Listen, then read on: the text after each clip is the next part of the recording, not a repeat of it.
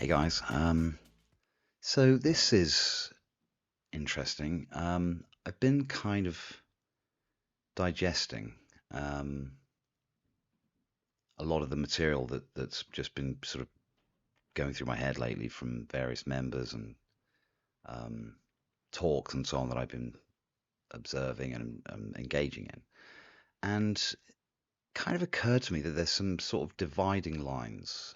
There's kind of some sort of barriers, I think, in some of the communication. And I think weirdly, I don't think it comes down to a particular sort of argument or piece of logic or sort of reason or anything. I think it's about a particular disposition. And I think it's something to do with romanticism, right? So, if you're kind of romantically inclined, I think you're more inclined to look for meaning and purpose, telos. You're looking for a truth. You're looking to sort of stick a stake in the ground somewhere and say this is meaningful, right? Um, versus kind of contrasted with a sort of more cool-headed sort of rationalism that says, well, I mean, paradoxically, there might be a deeper um, passion for the truth there that sort of manifests, in a more precise way, maybe. But so that this isn't the only sort of meaningful polarity or contrast. But I think it's a deep and important one. And I think it manifests everywhere in tradition, sort of folklore, archetypes. This kind of the sort of the Dionysus contrasted with Apollonian tendencies, or the mischief of Loki contrasted with the more sort of manful Thor, and perhaps reliable.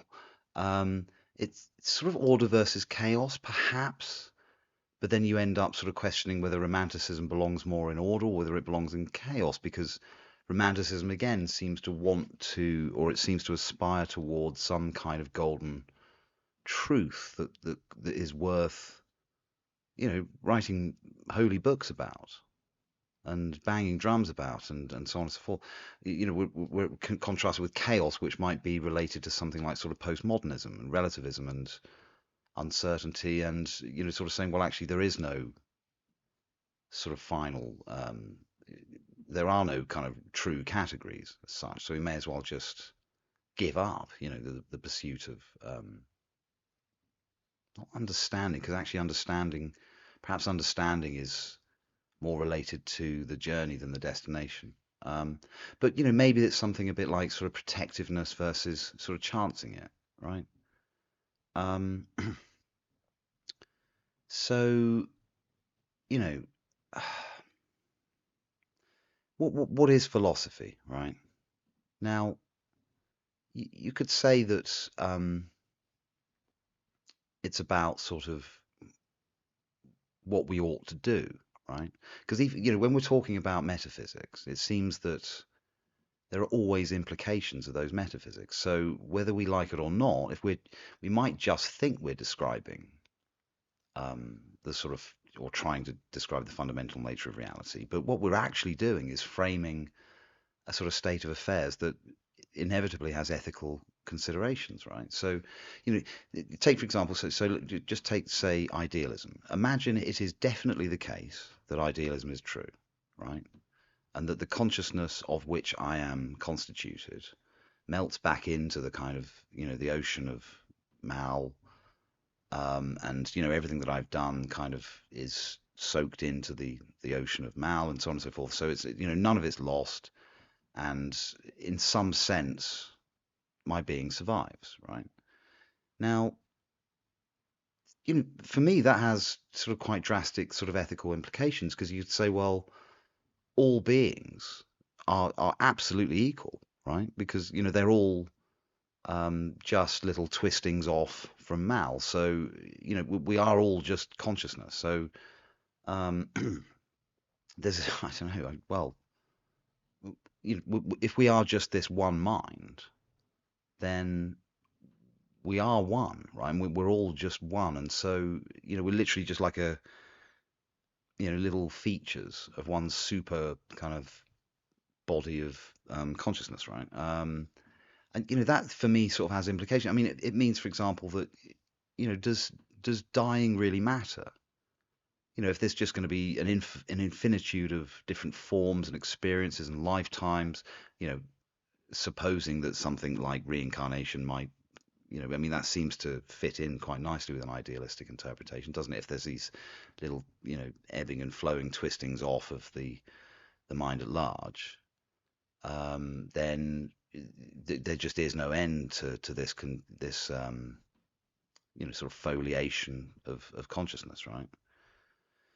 Obviously, contrasted with the physicalist view, which would be that, well, no, there was no consciousness prior to the emergent complexity of things like, humans, and consciousness is just some sort of illusory epiphenomena of complex physical interactions. Although, Hameroff wouldn't agree with that because he seems to have some kind of rationale for afterlife and God and so on. So, but my point being that metaphysics have a massive impact on ethics, right?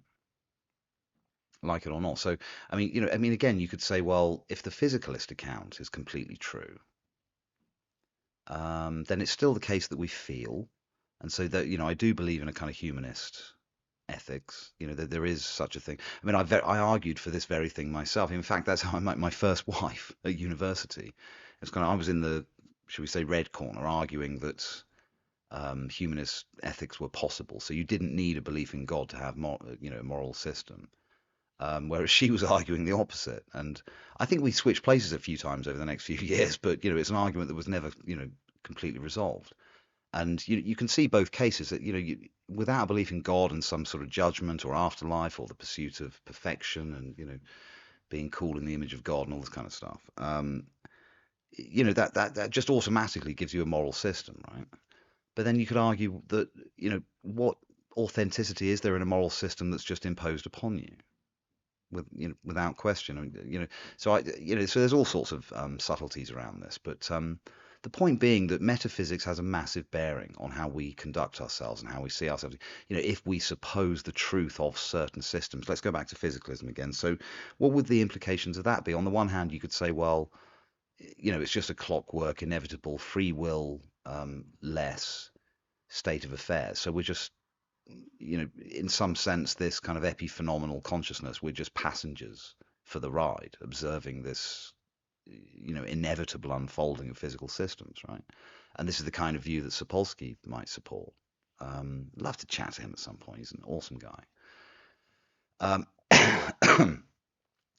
But but you might also say, well, we are a physical system. This consciousness is just accidental, as kind of Dan Dennett might have suggested. But for the sake of our peace and comfort, we may as well sort of behave ourselves.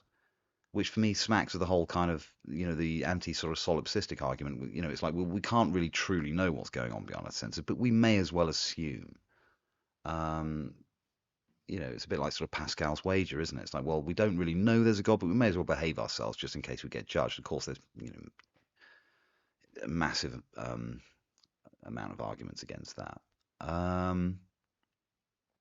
So going back to the original sort of message of Chelsov, it's kind of like know thyself, be thyself, which implies some sort of chronology. It's like you can't be yourself until you know yourself, but I'm beginning to doubt that. I wonder whether we should either switch them round or just lose the be thyself, because if we wait until we know ourselves, we'll never get anything done, right? So we need to sort of almost combine the two, and I think there's something pointing towards Buddhism here.